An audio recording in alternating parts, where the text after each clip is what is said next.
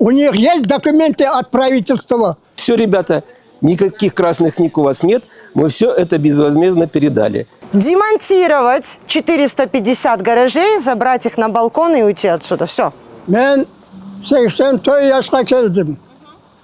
50 yıl hükümet'e işledim. Aracı aldım. O öyle sayızın vaktinden tartıp. Bu vakıttan biz şehirde tiniş yaşavatamiz.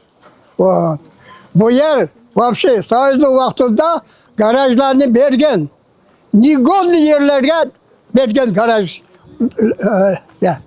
Valla bir yer негодный для строительства. Вот Азербайджан строит, да?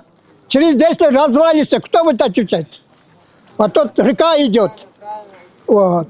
И никто сейчас не учитывает. Сейчас у нас даже и вот, не знаю, все продажники. Наши На этой земле нельзя строить на этой да, земле. Нельзя. наши председатели не знают где, почему он здесь нет. А где это люди, которые представители пришли, захватить здесь? У них есть документы от правительства, решение, что да, здесь надо брать.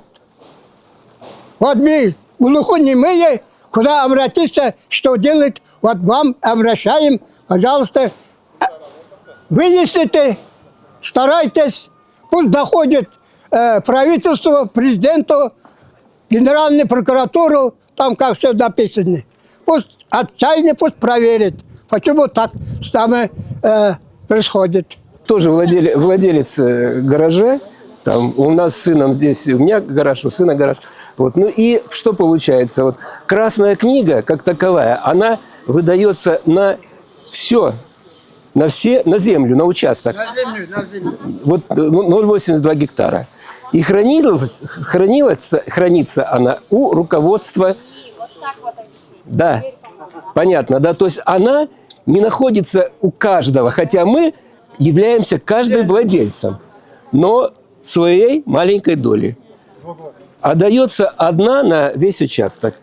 И вот потом нам поставили нас в известность, говорят, все, ребята, никаких красных книг у вас нет, мы все это безвозмездно передали. То есть мы впервые вот так вот услышали, собравшись на собрание, о том, что... Причем собрание было не по поводу вот этих всех гаражей, а по поводу освобождения гаражей, которые находятся вдоль реки. Потому что мэрия должна была чистить русло. И вот под этим предлогом нам надо было ту линию, первую линию, освободить. Согласен. Вот. Ну, естественно, хочешь не хочешь, чтобы туда техника зашла, ну, под этим предлогом. А потом вот заодно уже сказали, а все, а вас-то тоже нет уже никаких. Вот вам уведомление, что вы освободите все участки. Вы уже никто, и звать вас никак. Естественно, был произвол допущен. Нарушение всех возможных законов, и, естественно, мы против.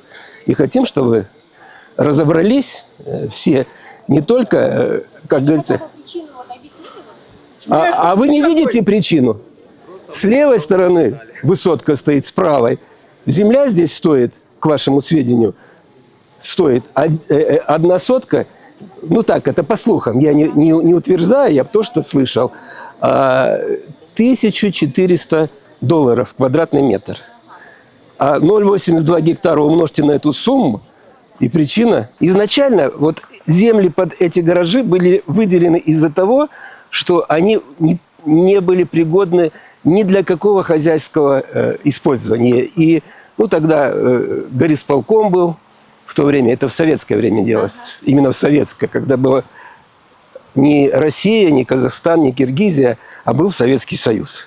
И вот тогда, значит, горисполком тогда назывался, теперешняя мэрия, они приняли решение в связи с тем, что земли как бы никуда не пригодны, вплоть до того, что здесь невозможно было... Вначале они хотели зону организовать для отдыха, парк сделать. Вот. А потом посмотрели после очередного движения реки, что там часть парка как бы уже унесло, и сказали, ничего делать нельзя, пусть люди сами на свой страх и риск, что хотят, то и делают. Ну и, естественно, тогда же ценность была большая автомобиля. Это не то, что теперь. Их и воровали, и их нельзя было, как говорится, ни на минуту оставить вот так вот на открытом месте без охраны. То есть там вплоть до того, что капканы ставили. Ну, наверное, помните вот фильм, это все было, да, берегись, это все было в жизни. Поэтому объединились люди, сделали отсыпку, засыпали землей непонятно чем, строительным мусором. Вот. Сами люди. Ага. Вот, и поставили гаражи. Затронуты, наверное, скажем, история жизни 450 людей, которые основались еще в 90-е годы здесь. Семьи, деды, в 70-е годы даже, скажем, в данном кооперативе. На данный момент государство и в лице председателя кооператива оповестили всех нас, что данная земля не принадлежит больше кооперативу, а принадлежит она государству. Была она передана безвозмездно в 2025 году нашим председателям, что противоречит нашим кооперативам. Вот мы сегодня собрались здесь, чтобы донести до глав государства, до компетентных органов наши судьбы, наши истории, нашу огромнейшую проблему, с которой на данный момент мы будем бороться. Мы будем бороться за справедливость наших гаражей, наших земель. Вот для этого мы делаем обращение сейчас. Нас оповестили 17 апреля. Да, 17 апреля, очередное собрание было 17 апреля. Нас просто оповестили, что в течение 10 дней мы должны демонтировать 450 гаражей, забрать их на балкон и уйти отсюда. Все. Мы, участники Союза водителей транспортных средств в лице владельцев 450 гаражных боксов, выражаем свое глубокое возмущение и категорическое несогласие с действиями руководства Союза, связанными с передачей части общей площади размером 0,82 гектара в государственную собственность на основании безвозмездного договора, без уведомления и согласия собственников. Считаем, что указанные действия нарушают уставные положения Союза, согласно которым мы все решения, касающиеся общей собственности, должны приниматься коллегиально и с участием большинства членов. Противоречит гражданскому законодательству Кыргызской Республики в части охраны права собственников и прозрачности процедур управления коллективной собственностью. Осуществлены втайне от Союза, членов Союза, что расценивается как злоупотребление служебным положением и нарушение принципов открытости и подотчетности руководства.